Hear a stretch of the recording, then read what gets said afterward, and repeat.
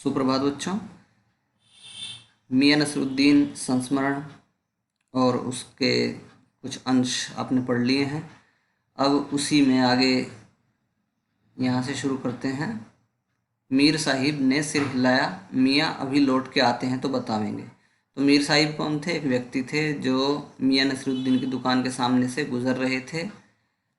तो मैडम लेखिका कृष्णा सोबती और मियां नसरुद्दीन के बीच में कुछ जो बातचीत चल रही थी, जब ये व्यक्ति दुकान के सामने से गुजरता है तो अचानक वो बातचीत रुक जाती है और जो मियां नसरुद्दीन है वो इनको आवाज़ लगाते हैं और पूछते हैं कि आप सुबह क्यों नहीं आए। तो मीर साहिब ने सिर हिलाया और मियाँ अभी लौट के आते हैं तो बतावेंगे, और ये कह के वो चले गए। मीर साहिब चले गए मियां नसरुद्दीन को यह कह के कि बताऊंगा कि सुबह मैं क्यों नहीं आया। तो मैडम कहती है कि आप दूसरी पढ़ाई की बाबत कुछ कह रहे थे ना, आप कह रहे थे कि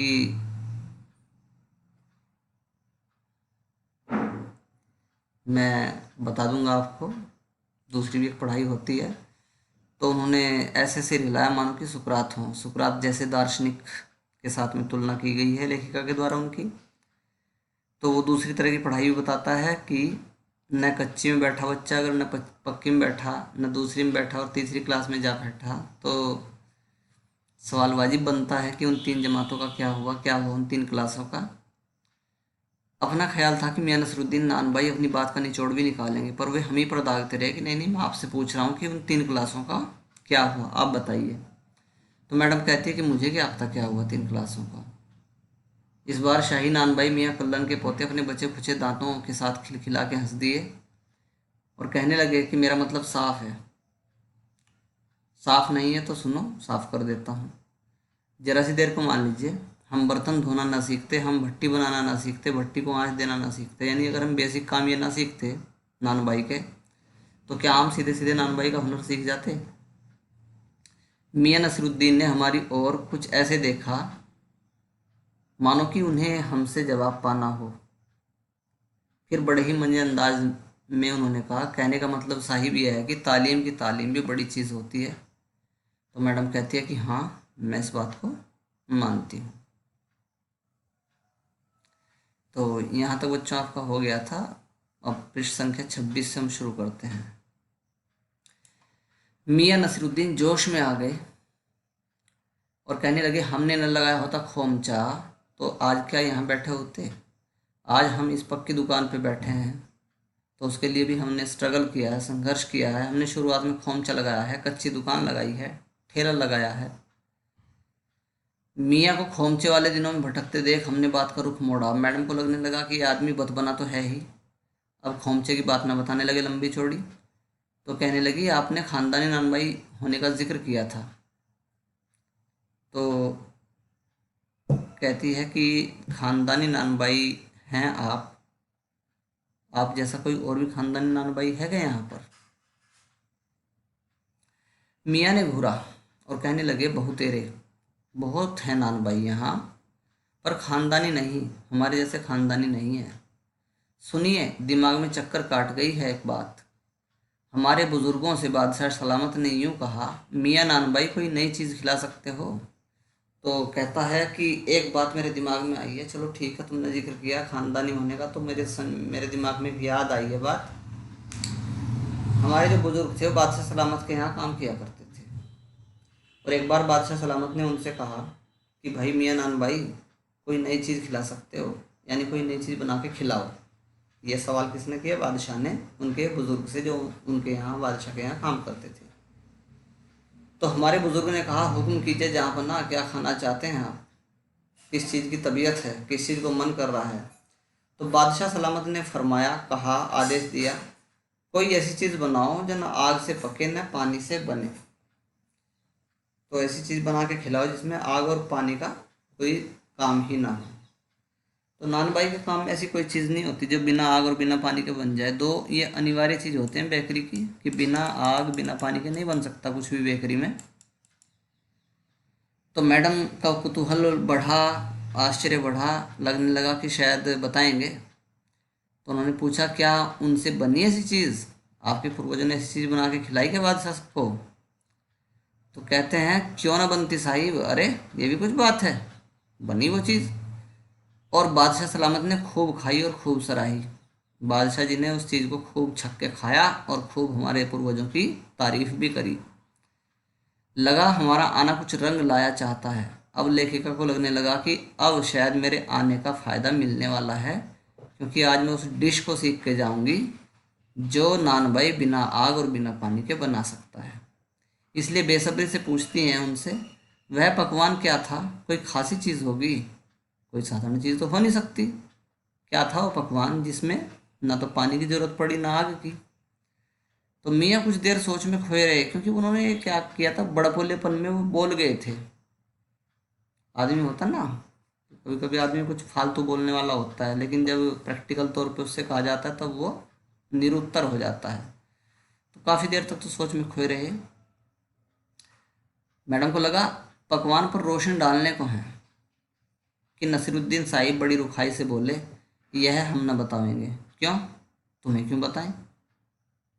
बस आप इतना समझ लीजिए कि एक कहावत है, खानदानी नान भाई कुएं में भी रोटी पका सकता है।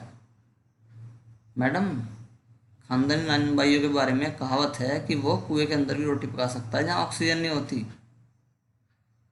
कहावत जब भी गढ़ी गई हो हमारे बुजुर्गों के कर्तव्य पर पूरी उतरती है। यह कहावत चाहे जब बनी हो, लेकिन हमारे बुजुर्गों के जो कारनामे हैं उन पर पूरी तरह से ये सही ठहरती है। तो मैडम अब तक समझ गई थी कि ये आदमी बड़बोला है और झूठ भी बोलता है। तो मैडम ने उसको टोका, उसको छेड़ा मजा लेने के लिए। कहने लगी, कहावत सच्ची भी है या झूठी बोल रहे हो? तो मियाँ ने तरेरा घूर के देखा और कहने लगे, और क्या झूठी है? आप ही बताइए, रोटी पकाने में झूठ का क्या काम? झूठ से रोटी पकेगी क्या? क्या पकती देखी है कभी रोटी? रोटी जनाब पकती है आँच से, समझे? तो उसने मैडम को चुप कर दिया। सिर हिलाना पड़ा मैडम को। कहने लगी, हाँ भाई ठीक करे हो, ठीक फरमाते हो। इस बीच मियाँ ने किसी और को पुकार लिया। अब मियाँ नसरुद्दीन मैडम से बहुत ज़्यादा ऊब चुके थे। उनको लगने लगा था कि यार खाम खाम वक्त भी बर्बाद कर रही है और ऐसी ऐसी चीज़ें पूछ रही है। तो उन्होंने उसको इग्नोर करना शुरू कर दिया। और आदमी दूसरे आदमी को इग्नोर कैसे करता है, जैसे यहाँ उन्होंने किया। इस बीच मियाँ ने किसी और को पुकार लिया ताकि वो मैडम तंग होकर वहाँ से चली जाए।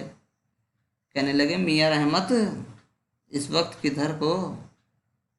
भाई रहमत जी कहाँ जा रहे हो? अरे वो लौंडिया ना आई रुमाली लेने। रुमाली भी बेटा एक तरह की रोटी होती है जो रुमाल की तरह बड़ी लंबी चौड़ी होती है। तो कहने लगे, आपकी लड़की नहीं आई रुमाली लेने के लिए? शाम को मंगवा लीजिए, कोई बात नहीं है, शाम को मंगवा लेना, शाम को बनेगी। तो मैडम कहती है, मियाँ एक बात और आपको बताने की जहमत उठानी पड़ेगी, कष्ट उठाना पड़ेगा। मियाँ ने एक और बीड़ी सुलगा ली। क्यों? क्योंकि वो उसको अनदेखा करने की कोशिश कर रहे थे। सो कुछ फुर्ती पा गए थे। कहने लगे, पूछिए। अरे बात तो पूछिएगा, जान तो न ले लेंगे, उसमें भी अब क्या देर, 70 के हो चुके हैं। तो कहने लगे कि बात ही तो पूछोगी, पूछ लो, जान तो नहीं लोगी, और चलो जान भी ले लो, 70 साल के हो चुके हैं, बतेरा जी लिया। फिर जैसे अपने से ही कहते हों, वालिद मरहूम तो कूच किए 80 पर क्या मालूम हमें इतनी मोहलत मिले ना मिले। खुद से ही बातें करते हुए कहते हैं कि हमारे पिताजी तो 80 साल के होके मरे, लेकिन पता नहीं ईश्वर हमें उतनी ज़िंदगी देगा या नहीं देगा। इस मजमून पर हमसे कुछ कहते न बनाया तो कहा।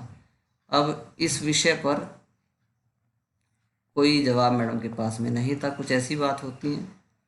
अभी यही जानना था कि आपके बुजुर्गों ने शाही बावर्ची खाने में तो काम किया ही होगा। मैं आपसे ये जानना चाहती हूँ कि आपके बुजुर्गों ने राजा के यहाँ रॉयल किचन में तो काम किया होगा। तो मियाँ ने बेरुखी से टोका, नाराज होकर कहा, वह बात तो पहले हो चुकी है ना, बताया तो था आपको, बादशाह सलामत के यहाँ काम करते थे हमारे बुजुर्ग। तो मैडम कहती है, हाँ हाँ बता तो दिया आपने वो, पर जानना यह था कि दिल्ली के किस बादशाह के यहाँ आपके बुजुर्ग काम किया करते थे, उस बादशाह का नाम तो बताओ जिसके यहाँ आपके बादशाह के यहाँ, जिसके यहाँ आपके जो बुजुर्ग थे वो काम किया करते थे, उस बादशाह का नाम क्या था? तो कहने लगे अजी साहिब क्यों बाल की खाल निकालने पे तुले हैं? कह दिया ना कि बादशाह के यहाँ काम करते थे, सो क्या काफ़ी नहीं है इतनी बात? तो मैडम थोड़ी सी हंसने लगी। है तो काफ़ी भाई, ठीक है आप जो जानकारी दे रहे हो काफ़ी है, पर ज़रा नाम लेते तो उसे वक्त से मिला लेते।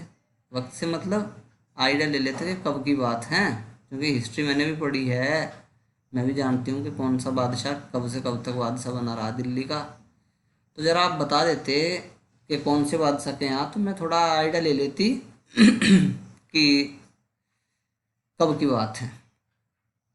तो अब चिढ़ गया और ज़्यादा, कहने लगा वक्त से मिला लेते खूब, पर किससे मिलाते जनाब आप वक्त से? मियाँ हंसे जैसे हमारी खिल्ली उड़ा रहे हो, मैडम की खिल्ली उड़ाते हुए कहने लगे किसको मिला लेते? वक्त को, वक्त से वक्त को किसी ने मिलाया है आज तक? खैर पूछिए किसका नाम जानना चाहती हैं? दिल्ली के बादशाह का ही ना, उनका नाम कौन नहीं जानता? जहाँ बना बादशाह सलामत, ये था उनका नाम। अब जहाँ बना बादशाह सलामत तो सारे ही थे। तो मैडम पूछती है कौन से, बहादुर शाह जफर या कोई और? तो मियाँ ने खींच कर कहा, फिर अलट पलट के वही बात पूछ रही हैं आप, लिख लीजिए चलो, बस यही नाम, बहादुर शाह जफर लिख लो यही। आपको कौन बादशाह के नाम चिट्ठी रुक का भेजना है कि डाक खाने वालों के लिए सही नाम पते की ज़रूरत पड़ेगी? तो इस तरह से वो नाराज़ होके बात को वहीं दफन कर देते हैं। हमें बिटर बिटर अपनी तरफ देखते पाया तो सिर हिला अपने कारीगर से बोले, अरे ओ बब्बर मियाँ भट्टी सुलगा दो, तो काम से निपटे। तो जब लेखिका की ओर वो बार बार देख रहे थे, लेखिका उनकी ओर बार बार देख रही थी, तो उन्होंने इग्नोर करते अपने नौकर से कहा, बब्बन मियाँ भट्टी सुलगा तो काम बहुत है। बब्बन मियाँ कौन है साहिब? पूछा मैडम ने। मियाँ ने रुखाई से जैसे फाँक ही काट दी हो, यानी उत्तर जैसा दिया, बिल्कुल नाराज़गी भरा। अपने कारीगर हैं और कौन होंगे? मन में आया पूछ लें कि आपके बेटे बेटियां हैं क्या, पर मियाँ नसीरुद्दीन के चेहरे पर किसी दबे हुए अंधड़ के आसार देख यह मजमून न छेड़ने का फैसला किया। मैडम समझ गई कि इस सवाल को पूछने का मतलब है इस आदमी के गुस्से को और भी ज़्यादा भड़काना, इसलिए चुप रही। इतना ही कहा, ये कारीगर लोग आपकी शागिर्दी करते हैं? मैडम ने केवल ये पूछा कि आप इनको केवल काम सिखाते हो क्या, ऐसा तो नहीं है कि मजदूरी भी देते हो? तो वो कहता खाली शागिर्दी ही नहीं साहिब, गिन के मजूरी देता हूँ। 2 रुपये मन आटे की मजूरी, 4 रुपये मन मैदे की मजूरी। फ्री में काम नहीं कराता अपने यहाँ किसी से, पैसे देता हूँ। केवल शागिर्दी नहीं कराता, केवल काम सिखाता ही नहीं, बल्कि जो सीख चुका है ना उसको पैसे भी देता हूँ। तो पूछने लगी कि भट्टी पर आपके यहाँ कौन कौन सी रोटियाँ पकती हैं? तो मियाँ को अब इस विषय में कोई दिलचस्पी बाकी नहीं थी, फिर भी हमसे छुटकारा पाने को कहने लगे, बाकर खानी, शीर माल, ताफ्तान, बेसनी, खमीरी, रुमाली, गाव, दीदा, गाजेबान, तुनकी, दुनिया भर की रोटियां गिनवा दी। फिर तेवर चढ़ा, हमें घूर कर कहा, तुनकी पापड़ से ज़्यादा महीन होती है, महीन। हाँ किस दिन खिलाएंगे आपको? एकाएक मियाँ की आंखों के आगे कुछ कौंध गया, एक लंबी सांस भरी और किसी गुमशुदा याद को ताज़ा करने को कहा। उतर गए वे ज़माने और गए वे कदरदान जो पकाने खाने की कदर करना जानते थे। मियाँ अब क्या रखा है, निकाली तंदूर से निकली और हजम। तो कहने लगे कि वो ज़माने चले गए जब जो मेहमान होता था, खाने वाला होता था, बेकर की तारीफ करता था। आजकल तो क्या है, आदमी को के सामने थाली में रोटी रखो, थोड़ी ही खा जाता है, गटक जाता है, लेकिन तारीफ का एक भी शब्द नहीं बोलता। तो बच्चों ये वीडियो पूरा हो गया, आज का ये पाठ ही पूरा हो गया। धन्यवाद।